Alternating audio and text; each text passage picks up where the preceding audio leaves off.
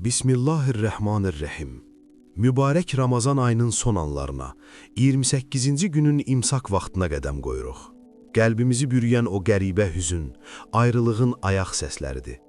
Bizi təmizləyən, bizi saxta dünyanın səsküyündən qoparan o müqəddəs qonaq artıq yüklərini toplayıb getməyə hazırlaşır.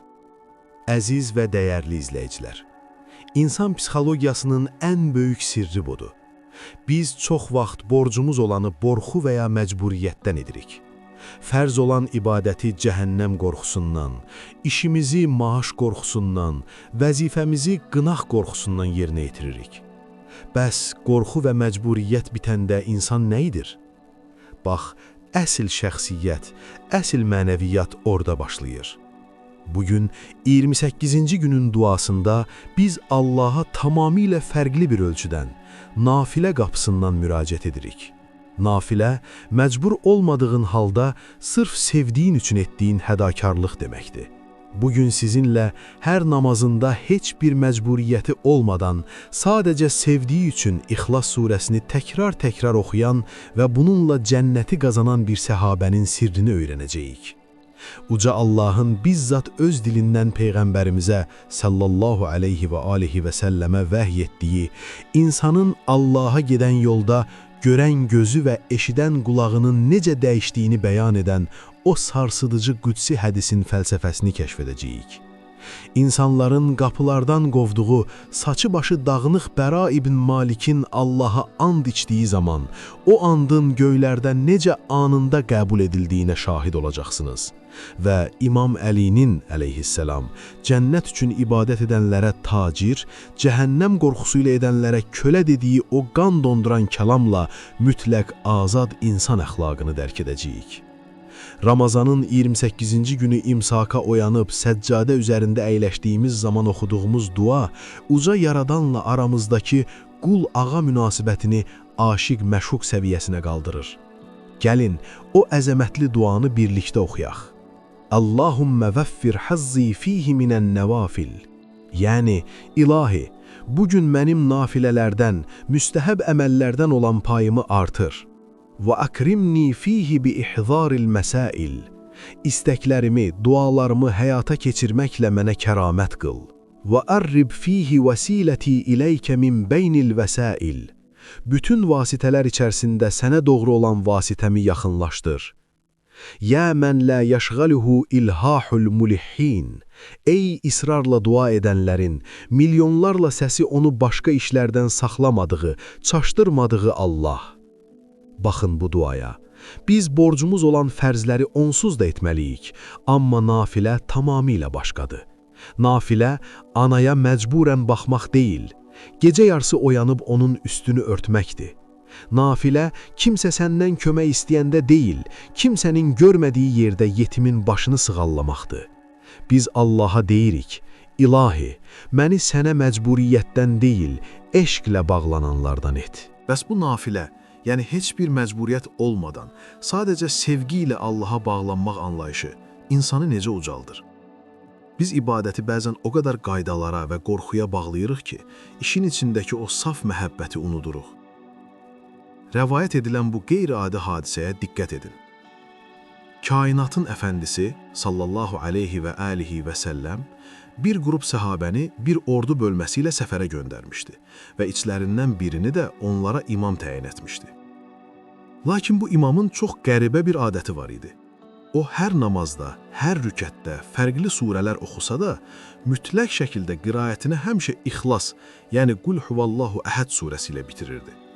Heç bir məcburiyyət olmadığı halda daim bu surəni əlavə edirdi. Səfərdən qayıtdıqdan sonra səhabələr bundan narahat olub Peyğəmbərə sallallahu aleyhi və alihi və səlləmə şikayət etdilər. Ya Rasulallah, o hər namazı mütləq İxlas surəsi ilə bitirirdi. Bu nə adətdir belə? Peyğəmbərimiz sallallahu aleyhi və alihi və səlləm həmin səhabəni çağırtdırdı və ondan bunun səbəbini soruşdu. O adamın verdiyi xalis, heç bir fəlsəfəyə, heç bir mürəkkəbliyə sığmayan o təmiz eşq cavabına baxın. Ya Rasulallah, mən o surəni o qədər çox sevirəm ki, çünki o surə Rəhman olan Allahın xüsusiyyətlərini təsvir edir. Mən Rəbbimin vəsfini oxumağa aşiqəm. Ona görə də onu dilimdən düşürmək istəmirəm. Kainatın əfəndisinin üzündə təbəssüm yarandı və o dağları titrədən müjdəni verdi. Gedin ona deyin ki, o surəyə olan eşqi onu cənnətə daxil etdi və Allah da onu sevir. Allahu Əkbər. Baxın nafiləyə. Nafilə heç kimin sənə zorla oxutdurmadığı yerdə Rəbbinin sözünə sadəcə aşiq olduğun üçün təkrar-təkrar sarılmaqdır. 28-ci günün imsakında mənim nafilələrdən payımı artır deyəndə Rəbbinizə bunu deyirsiniz. Allahım, mən dahi alim ola bilmərəm. Kitablar dolusu elmim olmaya bilər. Amma mənə o səhabənin qəlbini ver ki, mən də səni heç bir təmənna olmadan sadəcə sən olduğun üçün sevə bilim. Duanın ikinci hissəsində biz bütün vasitələr içərisində sənə doğru olan vəsiləmi yaxınlaşdır deyirik. Bizim Allaha çatmağımız üçün ən böyük vəsilə nədir? Biz bəzən yolları çox uzaqlarda axtarırıq, amma rəvayət edilən, bizzat uca Allahın Rəsulullaha vəhy etdiyi o nəhəng qüdsi hədis insanın ruhunu tamamilə başqa bir ölçüyə qaldırır. Kainatın əfəndisi sallallahu aleyhi və alihi və səlləm uca Allahın belə buyurduğunu bəyan edir. Qulum mənə ona fərz qıldığım, yəni məcburi əməllərdən daha sevimli heç bir şeylə yaxınlaşa bilməz. Lakin qulum mənə nafilə, yəni könüllü ibadətlərlə o qədər yaxınlaşmağa davam edər ki, nəhayət mən onu sevərəm. Baxın, fərzləri etmək borcdur, amma sevgini qazandıran nafilələrdir. Bəs Allah bir bəndəni sevəndə nə baş verir? Hədisin davamı insan psixologiyasını diz çöktürür. Uca Allah buyurur ki, mən onu sevincə, onun eşidən qulağı, görən gözü, tutan əli və yeriyən ayağı olaram. Əgər məndən bir şey istəsə, mütləq ona verərəm. Əgər mənə sığınsa, mütləq onu qoruyaram.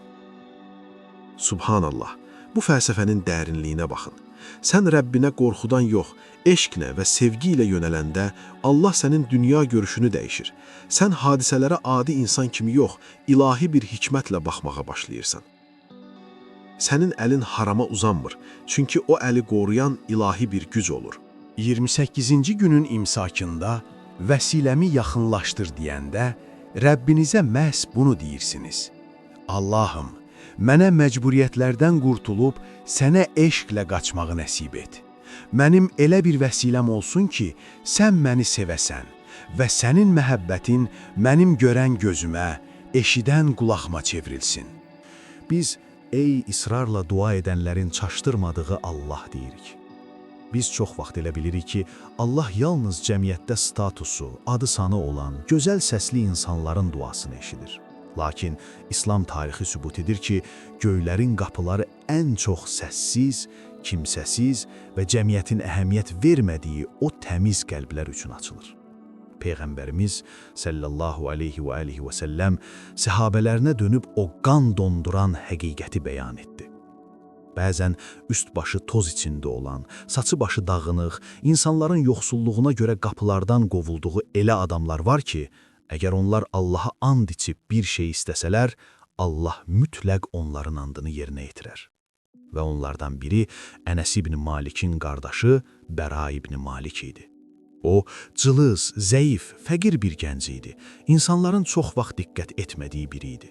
Lakin Tustər döyüşündə müsəlman ordusu məğlubiyyətlə üz-üzə qalanda, ən nəhəng sərkərdələr belə çarəsiz qaldıqda, ordu komandanları o cılız, toz-torpaq içindəki Bəranın yanına gəldilər və dedilər, ey Bəra, Rəsulullah sənin duanın mütləq qəbul olunacağını deyib, Rəbbinə and iç və bizə qələbə istə. Toza bələnmiş o cılız gənc əllərini göyə qaldırdı və o sarsıdıcı duasını etdi. İlahi, sənə and içirəm, bizə bugün düşmən üzərində qələbə ver, məni isə şəhid olaraq öz yanına al. Və tarix şahiddir, həmin gün İslam ordusu inanılmaz bir qələbə qazandı və o yoxsul, qapılardan qovulan cılız gənc Bəra ibn Malik döyüş meydanında təbəssümlə şəhidlik şərbətini içib Rəbbinə qovuşdu. Onun hər iki andı anında qəbul oldu. Allahu Əkbər, baxın ilahi diqqətə.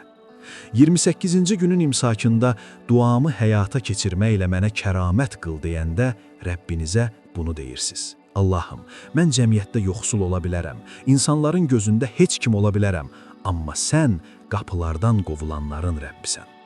Mənim qəlbimi elə təmizlə ki, mən də sənə səslənəndə göylərin qapıları açılsın. Biz, mənim Allaha çatmaq üçün nafilələrdən payımı artır deyirik. Bəşəriyyətin ən uca mütəfəkkirlərindən olan İmam Əli üçün o ən təmiz nafilənin, yəni qəlbin riyadan təmizlənməsinin düsturu nə idi? O, insanlara hekayə danışmırdı. O, onların gizli daxili aləmini Nəhcül Bəlağədəki bu mütləq sözlərlə deşifrə edirdi. İmam Əli əleyhisselam psixologiyanı diz çöktürən o tarixi kəlamında bəyan edir. İnsanlar üç cür ibadət edərlər. Bir qrup insan Allaha yalnız cənnətə girmək, savab qazanmaq umudu ilə ibadət edər. Bu, tacirlərin ibadətidir. Çünki onlar mənfəət, qazanc axtarırlar. Bir qrup insan Allaha cəhənnəm əzabından, oddan qorxduqları üçün ibadət edər. Bu isə kölələrin ibadətidir. Çünki qul qamçıdan qorxaraq işləyir. Lakin elə bir qrup da var ki, onlar Allaha yalnız ona şükr etmək, onun ibadətə və sevgiyə layiq olduğunu dərk etdikləri üçün ibadət edərlər. Bax, bu, azad insanların, yəni hürlərin ibadətidir. Allahu Əkbər, sən kimsən? Allahla alver edən bir tacir, yoxsa qorxudan titrəyən bir qul, yoxsa nafilənin eşqin mütləq zirvəsinə çatmış azad bir insan? İmam Əli başqa bir yerdə bizə o ağır xəbərdarlığı da edir. Əgər nafilə ibadətləriniz, yəni könüllü işləriniz, fərz ibadətlərinizə, yəni ailə və cəmiyyətə qarşı mütləq vəzifələrinizə zərər versə, onda o nafilənin heç bir xeyri yoxdur. İmam Əli bizə öyrədir ki, Allahın sənin ibadətinə ehtiyacı yoxdur, sənin o məhəbbətə ehtiyacın var. 28-ci günün imsakında nafilələrdən payımı artır deyəndə Rəbbinizə bunu deyirsiniz. Allahım, mənim qəlbimdən ticarətçi və kölə psixologiyasını söküb at, məni sənə mütləq şükür və eşqlə bağlanan o azad insanların yolunda qərar ver. Bəs bu nəhəng İslam xəlifəsinin öz inancından olmayan, adi bir insana qarşı nafilə, yəni fərz olmayan əxlaqı necə idi? Biz bugün bizimlə eyni dildə danışmayan və ya fərqli düşünən insana yuxarıdan aşağı baxırıq. Lakin İmam Əlinin bu hekayəsi qiyamətə qədər bütün insanlığa insanlıq dərsi verir. Bir gün İmam Əli Kufə ətrafında səfərdəykən qeyri-müsəlman bir vətəndaşla yol yoldaşı olur. Onlar birlikdə uzun bir yol gedir, söhbət edirlər. Qeyri-müsəlman adam İmam Əlinin xəlifə olduğunu bilmirdi. Onu sadə bir müsəlman hesab edirdi. Yol ayrıcına çatdıqda qeyri-müsəlman vətəndaş yolu başqa tərəfə ayrılır. O, sağa dönməli idi. İmam Əlinin yolu isə düz Kufəyə idi. Adam sağa dönüb gedəndə fərq edir ki, yol yoldaşı öz düz yolumu buraxıb, onunla birlikdə sağa, başqa istiqamətə gəlir. Adam təəccüblə soruşur, ey müsəlman qardaş, sən Kufəyə getmirdinmi? Sənin yolun o biri tərəfə idi. Niyə yolunu dəyişib mənimlə gəlirsən? İmam Əlinin insanı heyrətə salan o mütləq nəzakət və əxlaq fışqıran cavabına baxın. Bəli, mənim yolum o tərəfədir. Lakin Peyğəmbərimiz sallallahu aleyhi və alihi və səlləm bizə öyrədib ki, yol yoldaşlığının öz haqqı vardır. İnsan öz yol yoldaşından ayrılanda onu bir neçə addım yola salmalı, onu tək buraxmamalıdır. Mən də Peyğəmbərimin mənə öyrətdiyi bu nafilə haqqı yerinə yetirirəm. Səni yola salmaq üçün yolumu uzatdım. Qeyri-müsəlman bu ağlasığmaz hörmət və şəfqət qarşısında donub qalır. Sizin Peyğəmbəriniz beləmi öyrədib? Deyə soruşur. Qısa müddət sonra o, İmam Əlinin əslində xəlifə olduğunu öyrənəndə, bu böyüklük qarşısında diz çöküb müsəlman olur. Allahu Əkbər. Baxın əxlaqın necə mütləq bir güc olduğuna. Düşüncəsindən, inancından asılı olmayaraq, insanı insan olduğu üçün ucaltmaq. Ramazanın 28-ci günündə mənim nafilələrdən payımı artır deyəndə Rəbbinizə yalvarırsınız. Allahım, məni yalnız məsciddə deyil, küçədə də əxlaqlı et. İnsanlara qarşı İmam Əli kimi nəzakətli və mərhəmətli olmağı, əxlaqımla qəlbləri fəth etməyi mənə nəsib et. İndi dərindən, aramla bir nəfəs alın. Bütün o fiziki yorğunluğunuzu, dünya malına olan gizli həvəsinizi, məcburiyyətlərinizin ağırlığını bu nəfəslə çölə atmağa hazırlaşın. Gözlərinizi yüngülcə qapayın. Özünüzü 28-ci gecənin o mistik sükutunda təsəvvür edin. Bu sükutda sizi eşidən, milyonların səsini çaşdırmadığı tək bir Rəbb var. Birincisi, qorxunu eşqlə əvəz edin. 28-ci günün duasını çıldayın. Uca Allahın qulum mənə sevgi ilə gələrsə, mən onun görən gözü olaram qudsi kəlamını xatırlayın. Allaha cəhənnəm qorxusu ilə deyil, mütləq bir eşqlə, nafilə ilə bağlanın. İkincisi, öz vəsilənizi tapın. Allaha ibadəti ticarətçi kimi və ya kölə kimi deyil, İmam Əlinin bəyan etdiyi o azad insanlar kimi edin. Sizi xilas edəcək olan mütləq şəkildə fərzlərin qorxusu deyil, qəlbinizin saf şükürü, daxili azadlığınızdır.